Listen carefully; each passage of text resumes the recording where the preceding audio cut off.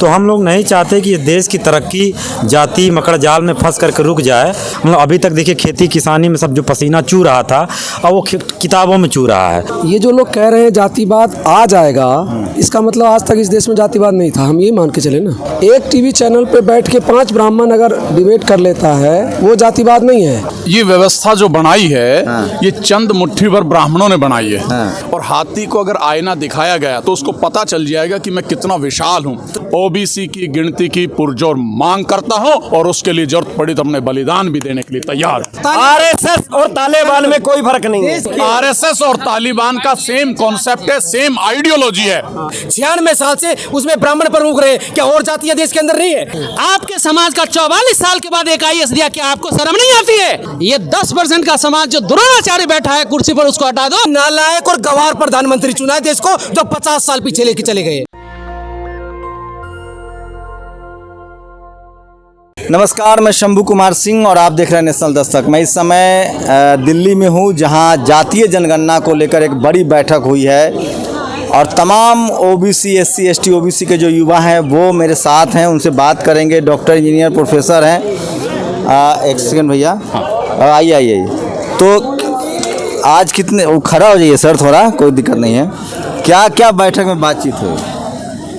नहीं, बेसिकली एक तो मंडल जी की जयंती थी तो उसका सेलिब्रेशन था और जो अभी बहुत चर्चित मुद्दा है और जिसके ऊपर पूरे देश में एक आंदोलन की तरह स्थिति बन रही है जातीय जनगणना को लेकर। तो एक मंडल आर्मी की टीम जो है जयपुर से उस चीज़ को आगे बढ़ाने के लिए जयपुर से पैदल मार्च करती हुई दिल्ली तक आज पहुंची थी। तो उनका भी स्वागत था। वो एक तरह से साहसिक काम कर रहे हैं उनके चीफ और उनके साथ में लोगों का, और एक तरह से जो पूरा खास करके ओबीसी समाज को आज बीपी मंडल जी के रिकमेंडेशन से और उनकी अनुशंसा से एक समाज में हिस्सेदारी मिली है तो उनको भी याद करना था, ये पर्पज़ था। और इसी चीज़ को लेकर के भाई जातीय जनगणना है क्या, कैसे, उसमें क्या उसके प्रावधान है, उस पर बात की गई। दूसरा, आउटसोर्सिंग की वजह से जो रिजर्व कैटेगरी के लोग हैं उनको किस तरीके से सरकार नुकसान पहुंचा रही है उस पर बात की गई। इसी पे डिटेल्स में बातचीत आज। क्या लग रहा है मुलायम सिंह यादव, आपको लगता है जिन लोगों का 90% संसाधनों पर कब्जा है, मीडिया, जुडिशियरी, ब्यूरोक्रेसी, बिजनेस, वो आपका जातीय जनगणना होने देंगे? सबसे पहले तो टीवी अखबार वाले आर्टिकल लिखना शुरू कर दिए हैं कि आप लोग जातिवाद फैला रहे हैं। देखिए, उनका जातिवाद बना हुआ है, इसलिए हम लोग जातिवाद मिटाना चाहते हैं।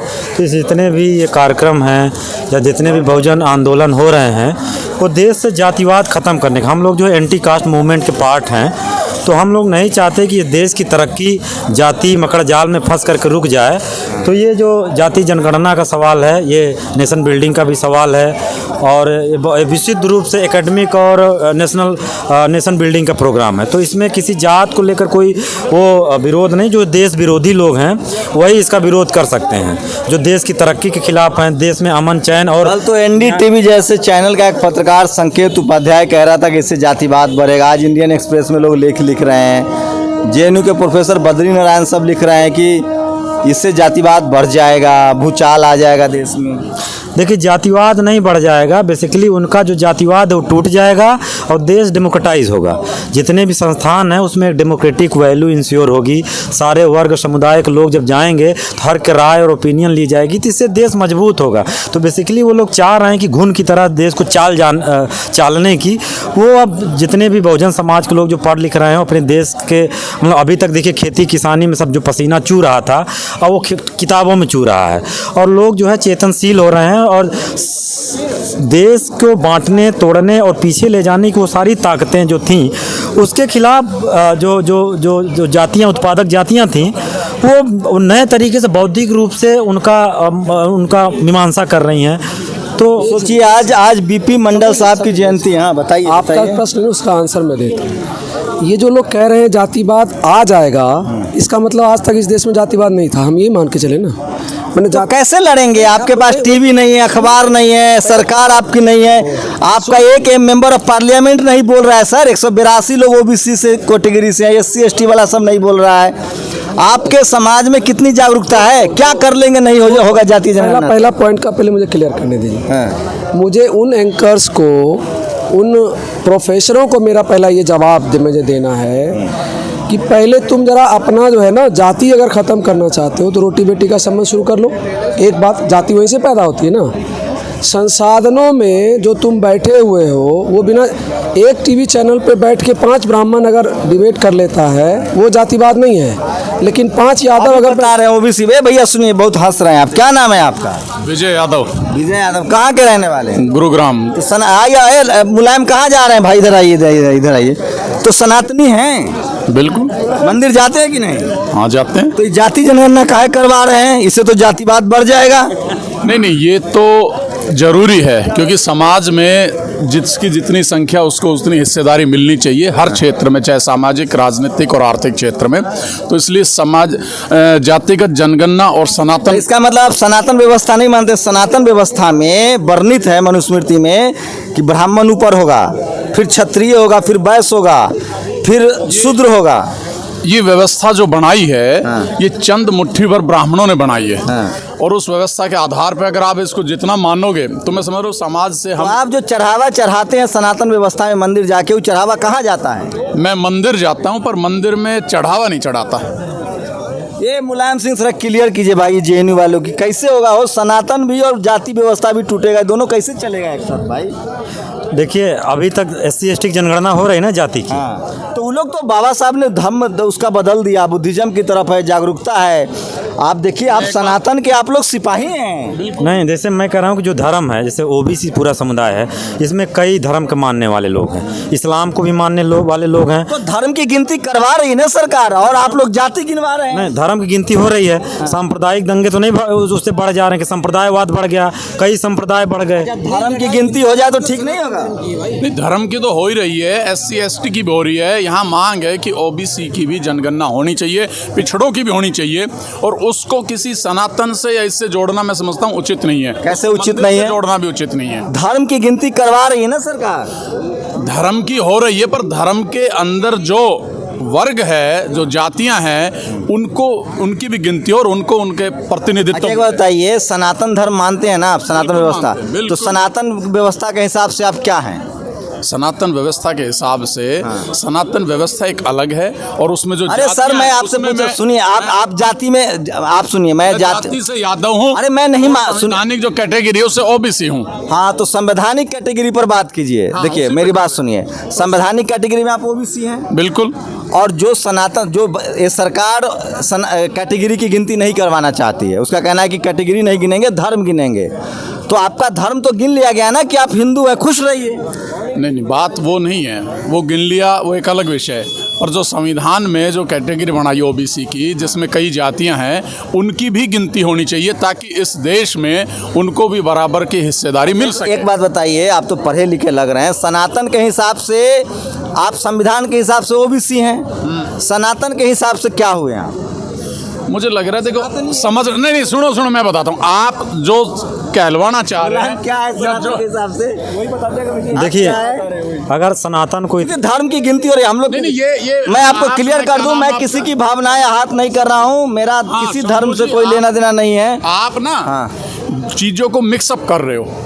संविधान में जो OBC है तो आप उसको जबरदस्ती सनातन मंदिर से क्यों जोड़ रहे हो? सरकार धर्म सनातन एक आस्था का विषय है। कोई व्यक्ति जाता है, कोई नहीं जाता है। मैं सर धर्म की गिनती से कोई मतलब नहीं। सर धर्म की गिनती होने जा रही है, आपको पता है? हम मना कब कर रहे हैं? SC ST की भी गिनती हो रही है तो OBC की भी गिनती होनी चाहिए। और हम तो चाहते हैं कि होनी चाहिए। सो कॉल्ड जो जर्नल बने बैठे हैं, स्वर्ण बने बैठे हैं, उनकी भी गिनती होनी चाहिए ना, व्यक्ति की गिनती होनी चाहिए। मैं कह रहा हूँ आपको धर्म की गिनती तो मिलना चाहिए। आपको धर्म की गिनती से क्या प्रॉब्लम है? हमें कोई प्रॉब्लम नहीं, हमने कभी उसका विरोध ही नहीं किया। आप सनातन धर्म को मानते हैं ना?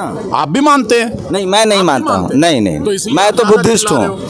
मैं कह रहा हूँ तो सनातन धर्म के हिसाब से जब धर्म की गिनती होती है तो उसमें आपकी क्या, जैसे आप देश सनातन धर्म से चलता है। देश को चलाने के लिए एक संवैधानिक व्यवस्था है और उस संवैधानिक व्यवस्था में SC ST और OBC कैटेगरी बनाई है, क्यों इसके तहत आरक्षण है। तो सरकार संवैधानिक व्यवस्था के तहत गिनती मांग रहे हैं, ना कि सनातन के। आप सनातन सरकार को जबरदस्ती जोड़ रहे हो। नहीं, मैं जबरदस्ती नहीं जोड़ रहा हूँ, सुनिए मेरी आप सवाल। ये कहलवाना चाहते हैं सरकार, कि मैं सनातन को नहीं मानता, मैं मैंने ऐसा मंदिर क्यों नहीं कहा? जाता है, ये गलत मैंने- बात है। वो एक अरे- आस्था का विषय है और अरे- कोई भी जा सकता है, और गिनती एक अलग विषय है। अरे सुनिए ना सर, सरकार धर्म गिन रही है, जाति नहीं गिनना चाहती, आपको आंदोलन कर क्यों पड़ नहीं रहा गिन रही है। सरकार? SC/ST गिनी तो है, SC/ST की ओबीसी नहीं गिनना चाह रही है ना, तो वही तो हम आंदोलन कर रहे हैं, क्यों नहीं गिनना चाह आपको रही है? क्या वजह लग रहा है? धर्म गिनना चाह रही है, बैल भैंस गिनना चाह रही है, आपकी जाति नहीं गिनना चाह रही हम वही कह रहे हैं, जब धर्म और पशुओं को भी गिना जा सकता है, SC/ST को भी गिना जा रहा है, तो OBC की भी गिनती की जाए, जर्नल की भी गिनती जाए। जाति गिनने से, नागरिक की जाति गिनती- गिनने से सनातन व्यवस्था में टूट पड़ेगा, हिंदू टूट फूट हो जाएगा, हिंदू धर्म में टूट होगा। हिंदू, मुझे नहीं लगता कि किसी की जातिगत गिनती करने से सनातन धर्म टूट जाएगा।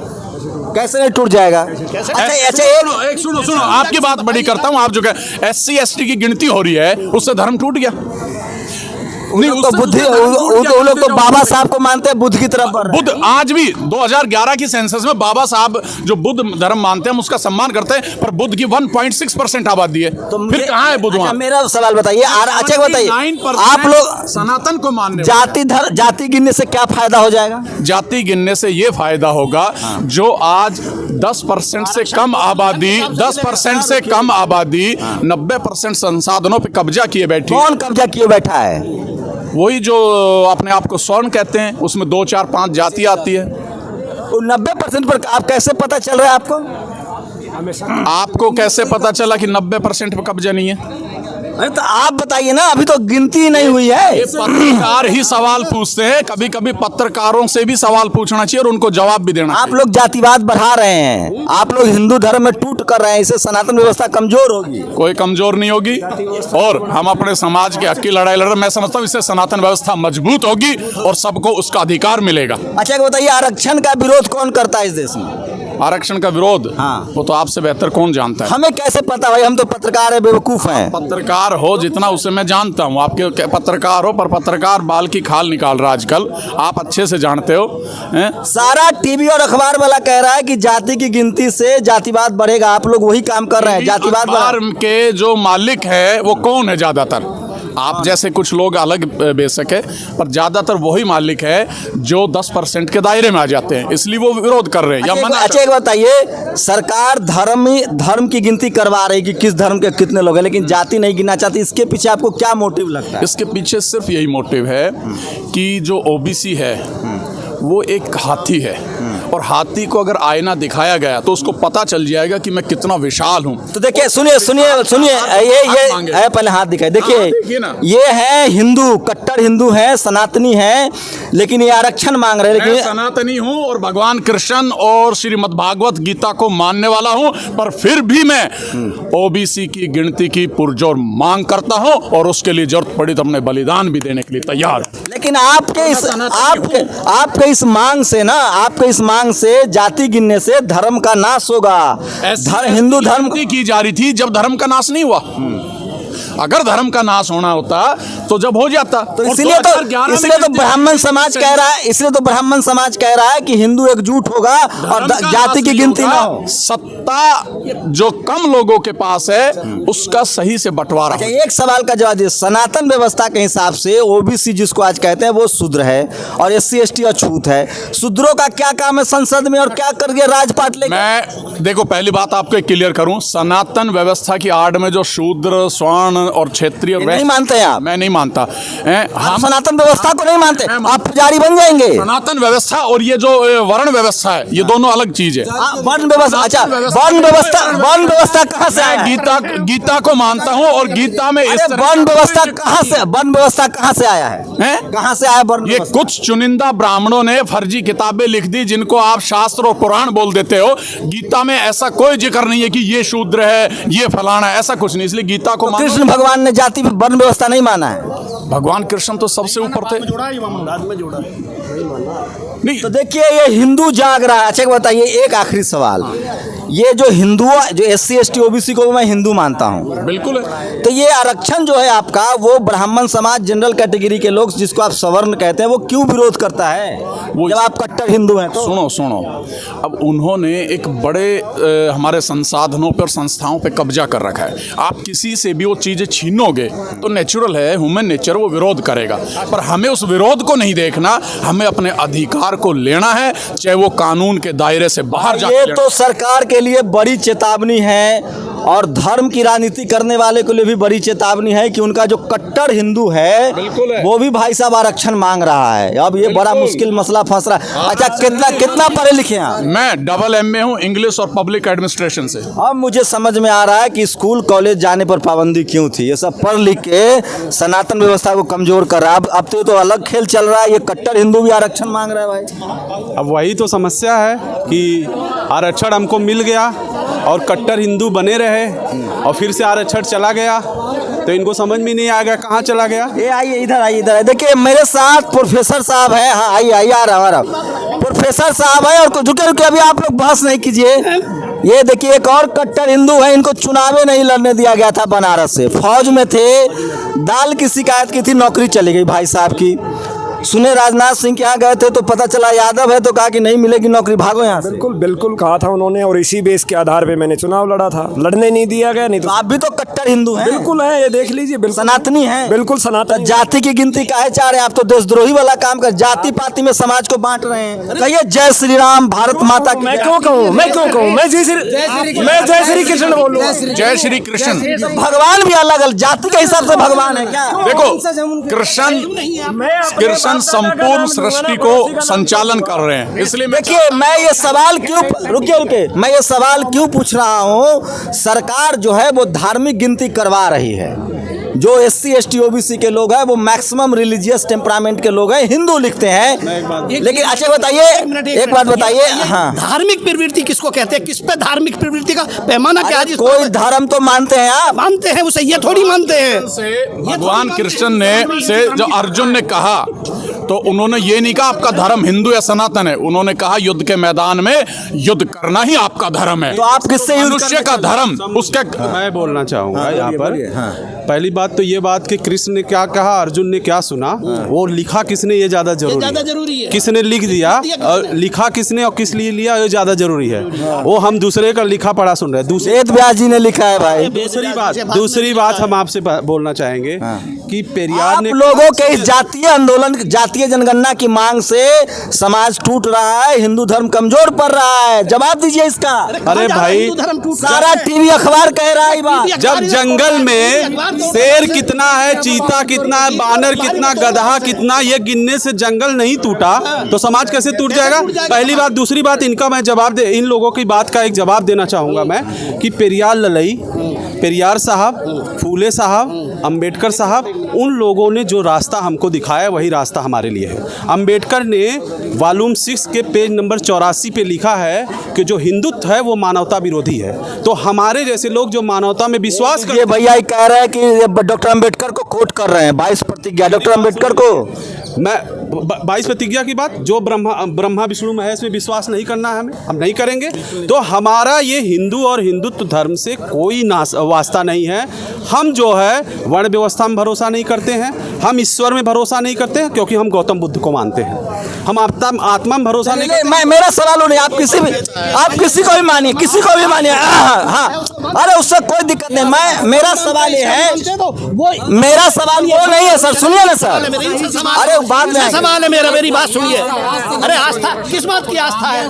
12 साल किस पर लोटे रहे थे? बरगद के पेड़ के नीचे, जिनको ये मानते हैं, किसके आश्रय पे लेटे रहे थे? बरगद के पेड़ के नीचे 12 साल। अरे बाबा बताइए, आप लोग सनातन को कमजोर कर रहे हैं। नहीं कर रहे। जब आपको धर्म की गिनती हो रही है तो आप लोग जाति की गिनती क्यों चाहते? धर्म कहते हैं क्या है? धर्म की परिभाषा बताइए, धर्म क्या है? किस पे करवा रहे हो? हमारा विरोध कौन लोग कर रहे हैं? हमारा कौन कर रहे हैं? वो 3% लोग कर रहे हैं जिन्होंने लिखित किसको धर्म सुनो, वो 3% लोग कह रहे हैं जो अपने आप को, जब हिंदुओं पे कर लगा तो अपने आप को हिंदू से अलग कर लिया था। हम उनको हिंदू नहीं मानते। हम उनको हिंदू, आप लोग कट्टर हिंदू हैं ना? बिल्कुल है, लेकिन हम उन 3% जाति पाति क्यों चाह रहे हैं? जात की गिनती क्यों चाहते हैं? क्यों नहीं? रेस है, रेस जाति नहीं है, रेस है, रेस। जो हमारा हक जो वो लोग खा रहे हैं, यही रेस है, जाति नहीं है ये। आर्टिकल 16(4) में लिखा हुआ है एडिकेट रिप्रेजेंटेशन, इसलिए चाह रहे हैं जातिगत नंबर होगा तभी तो हम लोग को मिलेगा वो है। जब तक ये पिछड़ा समाज दलित समाज पाखंड को नहीं छोड़ेगा तब तक इसके अधिकार कभी मिलेगा नहीं, वो समय कितना भी लग जाए। पाखंड में फंसा पूरी तरीके से। आज भी जो है, जब सामाजिक न्याय की बात आती है, मंच की बात आती है, हर किसी को मंच और माइक चाहिए, लेकिन खुद में परिवर्तित नहीं है, अभी खुद जागरूक नहीं है कि हमारा हक खा कौन रहा है। कौन खा रहा है? ब्राह्मण खा रहा है, 3% ब्राह्मण खा रहा। निजीकरण में किस जाति के वो? आरएसएस से पूछिए क्या वो जातिवाद? आरएसएस राष्ट्रवादी संगठन है और कट्टर हिंदुओं का संगठन है। तालिबान के बराबर मानता हूँ। आरएसएस और तालिबान में कोई फर्क नहीं है। जेल चले जाएंगे आप, लिंचिंग हो जाएगी। मुझे फांसी चढ़ा दे, मुझे मंजूर है, लेकिन आरएसएस बड़ा जातिवाद संगठन, देश का सबसे बड़ा जातिवाद संगठन कौन? आरएसएस एक जातिगत गिरोह है, उससे ज्यादा कुछ नहीं। और जैसा कि तेज बहादुर भाई ने कहा, आरएसएस और तालिबान का सेम कॉन्सेप्ट है, सेम आइडियोलॉजी है, उसमें कोई फर्क नहीं है। वो मजहब पे चल रहे हैं, ये धर्म की वो बंदूक रखते हैं, ये डंडा रखते हैं। आरएसएस राष्ट्रवादी संगठन है, देश का सबसे बड़ा जातिवादी गिरोह है आरएसएस। 96 साल से उसमें ब्राह्मण प्रमुख रहे। क्या और जातियां देश के अंदर नहीं है? सिर्फ एक ब्राह्मण प्रमुख, विश्व हिंदू परिषद, बजरंग दल, बीजेपी, 3 जातियों के लोग रहे हैं। उस 96 वर्षों में जो एक आप जितनी भी बाइट लेते हैं ना, प्लीज आप अपना पहुंच तो जाते हैं, लेकिन एक भी आप ओबीसी का नहीं चलाते हैं। ये आप जाति कर रहे हैं, एक ओबीसी होकर के आप नहीं चलाते हैं और आपस में लड़ाने की पत्रकार महोदय जाति नहीं जानता, जाति पूछना अपराध है। मैं ओबीसी कैटेगरी में आता हूँ। अच्छा ठीक बात है, मैं ओबीसी का नहीं। आपने ओबीसी के इस आंदोलन से पूछा है आप जातिवाद कर रहे हो? कभी आपने आरएसएस से पूछा कि आप जातिवाद कर रहे हो? कभी भी?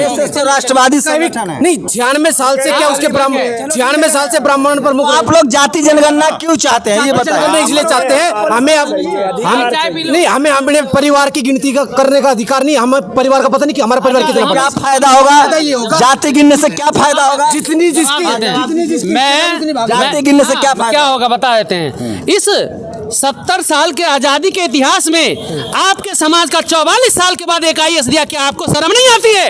ये है हमारा, ये आरएसएस राष्ट्रवाद है।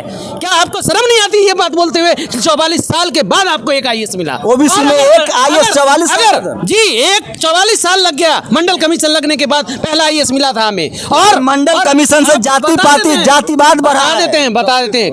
कास्ट सेंसस इसीलिए जरूरी है कि आपके बच्चे को, अगर आपके बच्चे का अगर हक मारा जा रहा है, आपका बच्चा डॉक्टर बने, इंजीनियर बने, आईएएस बने, आईपीएस बने, आईआरएस बने, जस्टिस बने। जस्टिस भी नहीं बन सकता, लेकिन इसी की आवाज के लिए हम उठा रहे हैं कि जिसकी जितनी संख्या होगी, हम चाहते हैं उतनी हिस्सेदारी हो। 3% आपका हिस्सेदारी, आप लोग में मेरिट नहीं है, आप लोग आरक्षण चाहते हैं। बिल्कुल मेरिट, आप लोग कंपटीशन से डरते हैं। हाँ बिल्कुल कंपटीशन से बिल्कुल डरते हैं। हम तो कहते हैं आरक्षण खत्म कर दो, लेकिन ये 10% का समाज जो द्रोणाचार्य बैठा है कुर्सी पर, उसको हटा दो। कौन है द्रोणाचार्य? जो एकलव्य का अंगूठा काटा वो द्रोणाचार्य है। और हमारा भारत 90% का समाज है, ना कि 10% का समाज है। अगर एकता समरसता करनी है तो आप एकलव्य को आप अंगूठा काटना बंद कीजिए, और जितने भी कुर्सी पर द्रोणाचार्य बैठे हैं उसको आप हटा दीजिए। मुझे कास्ट सेंसस नहीं चाहिए। क्या आप तैयार हैं इस बात के लिए? मैं शंभू जी आपसे पूछता हूँ, क्या ये उचित नहीं है? मैं आपसे पूछना चाहता हूँ। अरे भाई नहीं, उचित नहीं है। आप लोगों में मेरिट नहीं है। आप लोग रिजर्वेशन की बैसाखी लेके घूम रहे हैं। ठीक है। आईएएस एक मिनट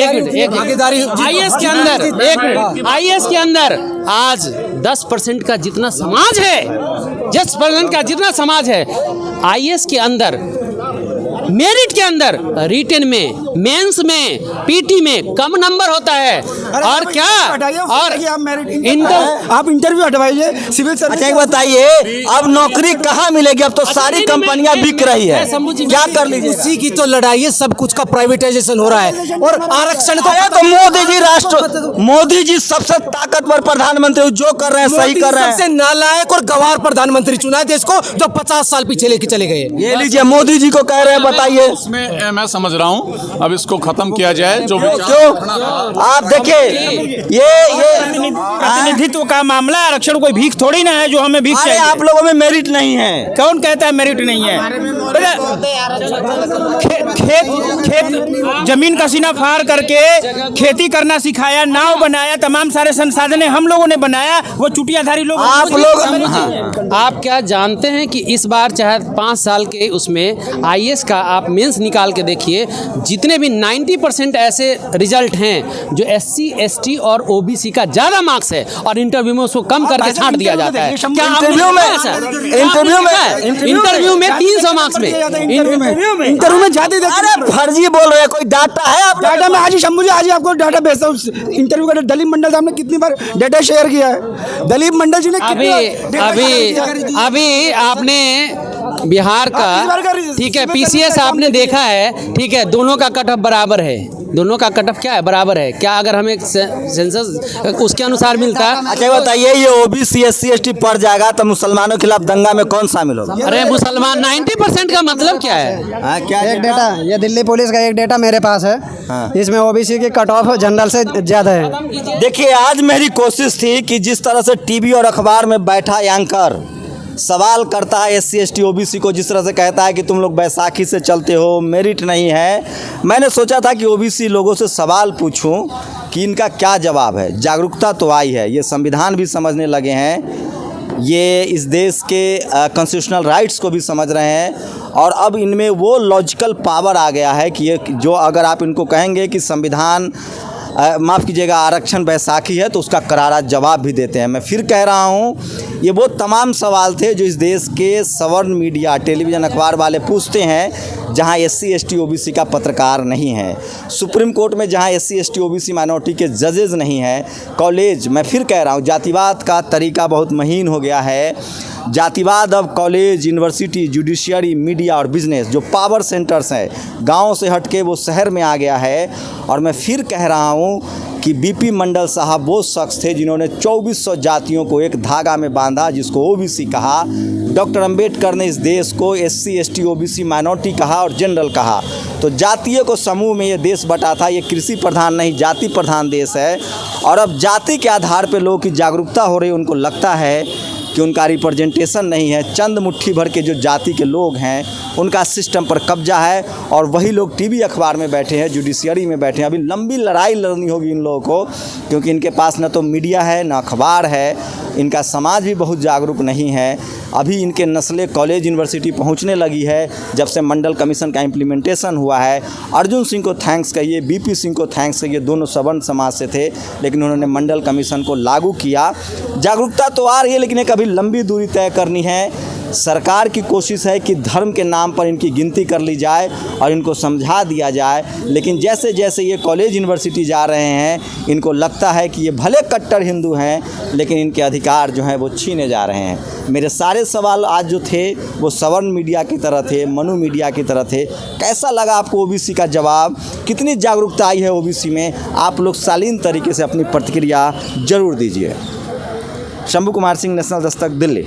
नेशनल दस्तक की आपसे गुजारिश है कि अगर इसको बचाना चाहते हैं तो नेशनल दस्तक को सब्सक्राइब करने के लिए रेड कलर के सब्सक्राइब बटन को दबाएं, फिर बेल आइकन की घंटी दबाएं। नेशनल दस्तक को बचाने के लिए बहुत ज़रूरी है कि हर खबर को शेयर करें, लाइक करें, कमेंट जरूर करें।